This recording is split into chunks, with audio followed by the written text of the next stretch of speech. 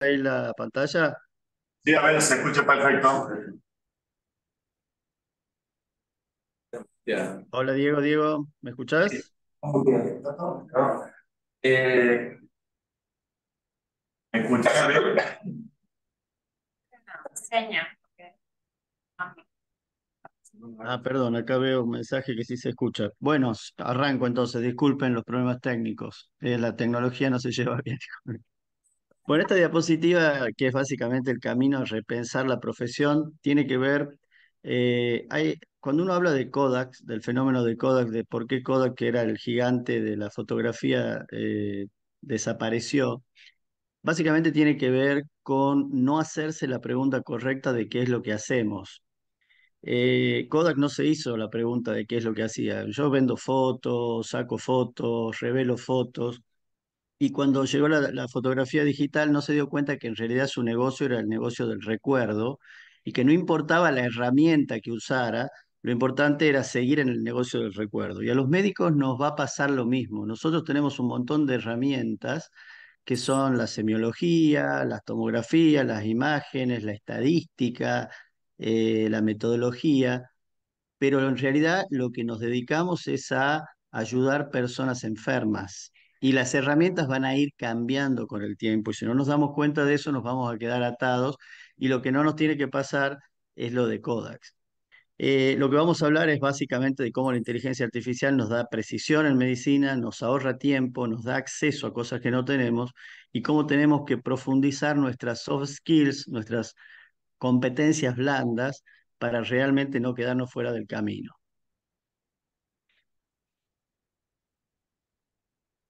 Bueno, esta charla no está patrocinada. Lo primero que le pedí, el prompt, como decía acá el ingeniero Sebastián, el prompt que le pedí a a DALI 3. Yo soy médico que hace medicina, o sea, no tengo nada de tecnológico, ni sé de software, no manejo ningún tipo de conocimiento científico en esa área. Entonces, lo primero que le pedí a la inteligencia artificial es que me haga una imagen para la diapositiva en donde me divida por la mitad lo que es el impacto de la inteligencia artificial en un individuo médico que trabaja hoy por hoy haciendo la medicina convencional que tenemos, pero que puede usar la inteligencia artificial, y por otro lado, cómo la inteligencia artificial va a impactar en la ciencia médica de manera global. Y vamos a hablar un poco más de la primera parte, digamos, de cómo impacta en una persona que ya usa inteligencia artificial en el último año. Yo estoy usando inteligencia artificial en todas estas cosas, en mis evoluciones y registración de datos médicos, en los resúmenes de historias clínicas, en ateneos médicos, análisis de pacientes difíciles, para hacer los exámenes de los residentes, para escribir y responder mails, para hacer los pedidos de autorizaciones para auditoría, análisis de base de datos de Excel, que nunca me llevé bien y ahora lo puedo hacer fácilmente, para mis protocolos de gestión, porque hago gestión sanitaria, tanto de procesos asistenciales como para protocolos de investigación, para estas presentaciones, por ejemplo, y para escribir manuscritos de publicación. Todas cosas que llevaban mucho tiempo y que hoy, gracias a esto, y perdón con la palabra, pero todos tendríamos que estar haciendo esto, que es chat GPTear la profesión, ¿sí? Acá el buen mozo de la foto es Sunday Pichai, que es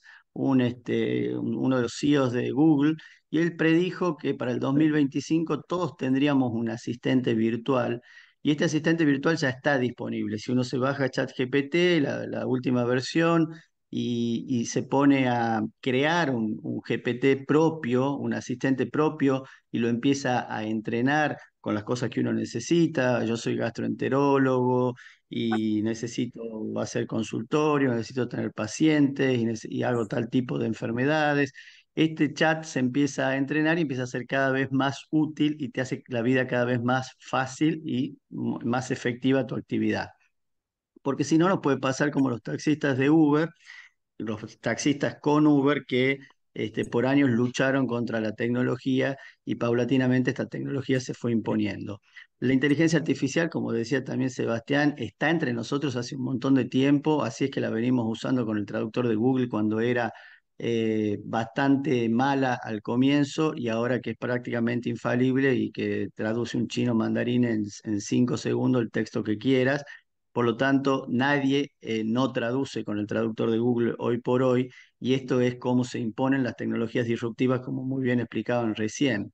Y el ejemplo de tecnología lineal versus exponencial no vamos a profundizar, solo que las neurociencias nos dicen que el cerebro humano no tiene la capacidad de predecir o de entender la exponencialidad, por eso el ejemplo de Sebastián era difícil de seguir, de acertar, digamos. Pero nosotros ya estamos viviendo esta curva y si no nos subimos, si no nos damos cuenta, nos quedamos fuera y sobre todo no le sacamos el provecho que ya podemos sacarle. Y esta curva exponencial se ve, por ejemplo, en PubMed, en las publicaciones actuales sobre inteligencia artificial y medicina, donde de las 60.000 publicaciones, la gran mayoría viene en los últimos 10 años y diría que en los últimos 5 es donde pega el salto exponencial. Me gusta siempre la alegoría de Platón, esto también sacado de una inteligencia artificial. Le pedimos que haga un dibujo de la alegoría de Platón acerca de las cavernas. Ustedes saben que estos eran esclavos que solamente tenían una visión de la realidad externa en base a las sombras que proyectaba el sol. Entonces, para ellos el mundo básicamente era lo que veían en esa caverna y era todo lo que tenían dentro de su conciencia. Cuando salieron de la caverna se dieron cuenta que el mundo era mucho más que eso cuando se iluminó la caverna. Esto mismo pasa con la inteligencia artificial. Fíjense que nuestro mundo es lo que vemos actualmente, pero hay muchas más cosas. Es parecido cuando se descubrieron las bacterias o la microbiología, nos dimos cuenta de por qué se infectaban o por qué se morían las personas. La FDA autorizó el primer dispositivo de inteligencia artificial en el 2018 y fue este dispositivo para ver retinopatía diabética basado en la Big Data de 84.743 fotos de fondo de ojo. Pero eso no es muy interesante, si bien el dispositivo es bueno y funciona. Lo interesante es que este dispositivo tiene la capacidad de predecir hombre o mujer en un 97% de los casos con exactitud. Y cualquiera que haya hecho un fondo de ojo sabe que no hay nada en el fondo de ojo, desde el punto de vista humano, para poder decir si es hombre o mujer el fondo de ojo que se está viendo. Eso quiere decir que hay cosas que están y que no vemos, y estos patrones son detectados por la inteligencia artificial y nos pueden abrir, sacar de las cavernas y llevar a un mundo diferente al que conocemos. Este es un pequeño ejemplo.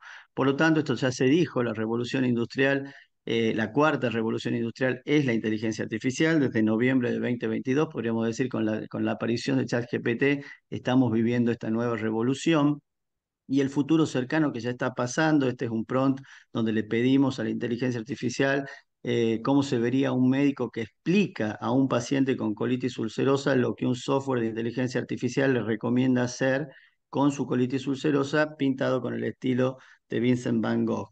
Y eso creo yo que no falta mucho. Entonces nosotros desde nuestra experiencia, de nuestro conocimiento científico, tendremos la capacidad de interactuar con el software e interactuar con el humano y ser un ente de comunicación entre la tecnología y el ser humano.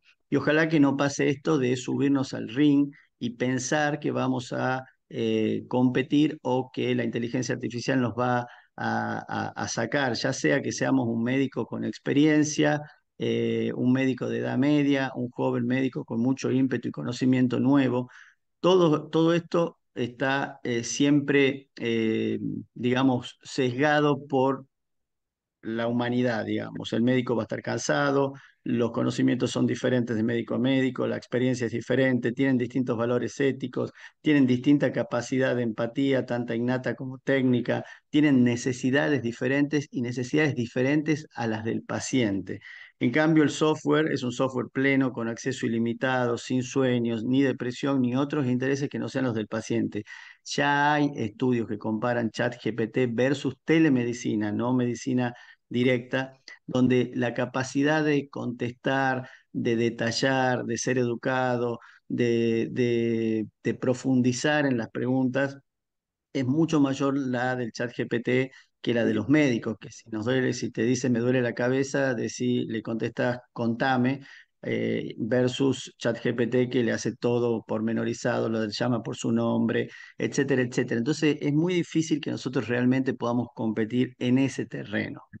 Por lo tanto, el presente convencional, ¿sí? De lo que hacemos habitualmente, la revisión manual de las imágenes, la carga rutinaria, repetida y pesada de los datos en las historias clínicas, la práctica convencional que hacemos con análisis subjetivos de respuestas a los tratamientos o los métodos diagnósticos, con modelos predictivos que hoy por hoy tenemos, pero que son de baja utilidad y bajo impacto, y con un trabajo administrativo repetitivo, probablemente vaya a cambiar por este tipo de tecnología que va a traer mediciones estandarizadas, automatizadas, sin vallas de operador, con nuevos datos que generen nuevo conocimiento y que esto se amplifique rápidamente y cambien las clasificaciones y cambien todas las validaciones y los modelos predictivos, con estos chatbots de lenguaje, de procesamiento natural del lenguaje para pacientes, con inteligencias artificiales que estén disponibles para análisis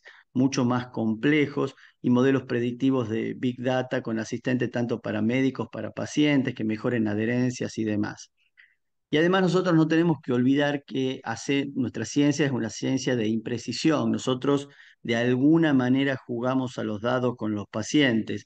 ¿Por qué decimos esto? Si uno ve los números necesarios a tratar para ser exitoso en un montón de patologías, vemos que al paciente no sabemos a cuál le vamos a beneficiar y a cuál no, y realmente hacemos lo que estadísticamente está demostrado, pero no sabemos frente a quién estamos y cómo va a reaccionar ese paciente en particular.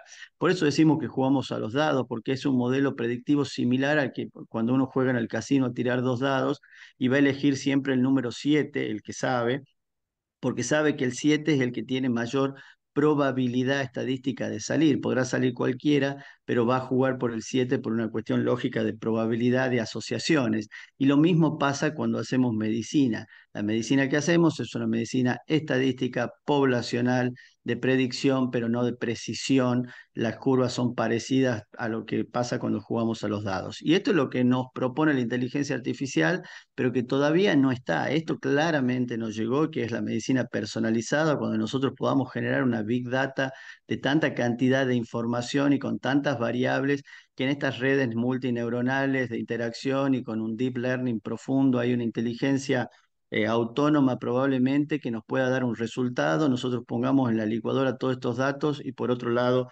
sepamos qué hacer en cada momento de la vida del paciente.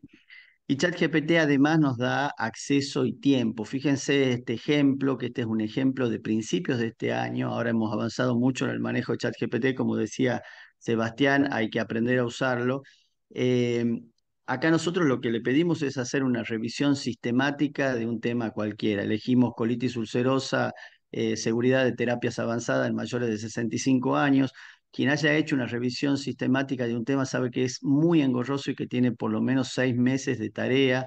La metodología es compleja. Nosotros hicimos este pedido y 3 horas después de idas y vueltas teníamos ya escrito en inglés el manuscrito completo con 1400 paper, 1200, no recuerdo exactamente. Y esto la verdad que marca dos cosas. Primero, tiempo, porque obviamente de 6 meses a 3 horas es increíble. Y segundo, acceso, porque esto yo no lo podía hacer sin la colaboración de un bibliotecario, de un metodológico, de otra gente, de la compra de un software para cotejar los papers, etcétera. Un montón de cosas que me impedían acceder a esto y que la inteligencia artificial ahora te lo pone, como decía con el Excel, por ejemplo, de la misma manera. Con lo cual uno dice, bueno, ¿qué pasa? ¿Es el fin de los nerds sin que se ofenda a nadie? ¿Por qué? Porque yo ahora pongo lo que necesito de un lado, lo meto en la caja negra, que es la inteligencia artificial, no me importa cómo funcione ni qué hace adentro, y después tengo el resultado por el otro lado. No es tan así, hay que tener algunos cuidados. Lo que les doy es el cuidado que yo tengo hoy por hoy con ChatGPT, porque ChatGPT es una herramienta de amplísima utilidad y que va mejorando todo el tiempo, pero que tiene este problema, que lo que busca es verosimilitud, que no es lo mismo que veracidad. Entonces, fíjense en el paper que nosotros mismos, acá están 1500 artículos, eran lo que procesamos, pero fíjense cómo miente en los métodos. Dice que dos revisores independientes realizaron el análisis de Bayes para cada estudio y cuando hubo discrepancias lo resolvieron con un consenso y si fue necesario, un tercer revisor fue consultado para tomar la decisión final. Mentira, o sea, nada de eso pasó, nada más que lo pone porque así figura en todas las revisiones, entonces para que quede verosímil lo pone, pero no es verdad. Un gurú de la medicina, de la inteligencia artificial en medicina es Eric Topol, al que les sugiero que los que estén interesados en el tema compren o lean el libro Deep Medicine. Eh, Él lo que habla, y ya hace mucho tiempo que habla de esto, es que la relación médico-paciente está rota y los médicos están demasiado distraídos y abrumados para conectarse verdaderamente con sus pacientes y abundan los errores médicos y los diagnósticos erróneos. Y esto tiene que ver con toda la carga administrativa, burocrática, los temores médico-legales, la responsabilidad de que nuestro conocimiento es el que va a dictar el destino de tal o cual paciente y que en ese sentido la inteligencia artificial puede transformar todo lo que hacen los médicos, desde la toma de notas, las notas médicas, etcétera, hasta el diagnóstico y el tratamiento, y al liberarlos de tareas que interfieren con la conexión humana, la inteligencia artificial creará un espacio para la conexión real que se produce entre un médico que puede escuchar y un paciente que necesita ser escuchado, y eso me parece a mí que es el punto clave, o sea, el reseteo ya es hacer todas estas cosas que ya están disponibles y que cualquiera puede hacer y que son efectivas, que nos ganan tiempo, que las hace mejor que nosotros, que las vamos editando y vamos aprendiendo.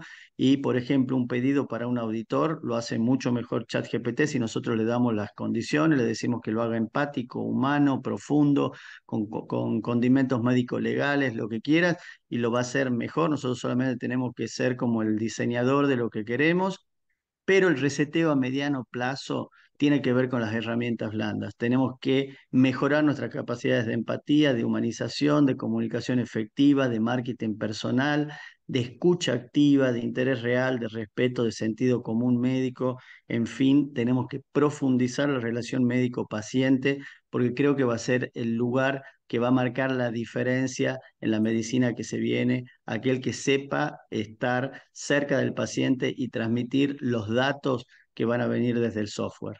Muchas gracias.